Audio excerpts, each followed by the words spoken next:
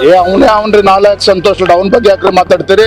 ನಾನು ಛತ್ರಪತಿ ಶಿವಾಜಿ ಮಹಾರಾಜರ ವಂಶಸ್ಥನು. ಯಾವ ಸಂತೋಷ್ ಲಾಡ್ ಬಗ್ಗೆ ಮಾತಾಡ್ತೀರಿ? ಪೂಜ್ಯ ತಂದೆಯವರ ಪುತ್ರರತ್ನ ವಿಜಯೇಂದ್ರ ಅವರೇ. ಸಂತೋಷ್ ಲಾಡ್ ಅಂದ್ರೆ ಯಾರು ಗೊತ್ತಾ? ಛತ್ರಪತಿ ಶಿವಾಜಿ ಮಹಾರಾಜರ ವಂಶಸ್ಥ ಹಾಗೂ ಮರಾಠ ಸಮುದಾಯದ ಏಕೈಕ ಹೆಮ್ಮೆಯ ಸಚಿವ ಸಂತೋಷ್ ಲಾಡ್.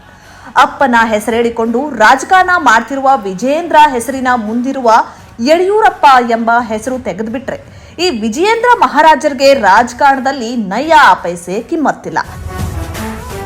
ಅಂಥದ್ರಲ್ಲಿ ಯಾವುದೇ ಗಾಡ್ ಫಾದರ್ಗಳಿಲ್ಲದೆ ತಳಮಟ್ಟದಿಂದ ಹಂತ ಹಂತವಾಗಿ ಬೆಳೆದ ಸಂತೋಷ್ ಲಾಡ್ ಅವರ ಬಗ್ಗೆ ಮಾತಾಡೋಕೆ ವಿಜಯೇಂದ್ರ ಮಹಾಪ್ರಭುಗಳಿಗೆ ಯಾವ ನೈತಿಕತೆ ಇದೆ?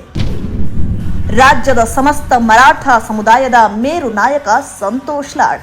ನಿಮ್ಮ ಪಕ್ಷದ ಯೋಗ್ಯತೆಗೆ ಇಡೀ ರಾಜ್ಯದಲ್ಲಿ ಒಬ್ಬೇ ಒಬ್ಬ ಮರಾಠ ಸಮುದಾಯದ ನಾಯಕನಿಗೆ ಟಿಕೆಟ್ ಕೊಡೋಕೆ ಆಗಲಿಲ್ಲ ಎಂಬುದನ್ನ ಮರಾಠ ಸಮುದಾಯ ಇನ್ನೂವರೆಗೂ ಮರೆತಿಲ್ಲ.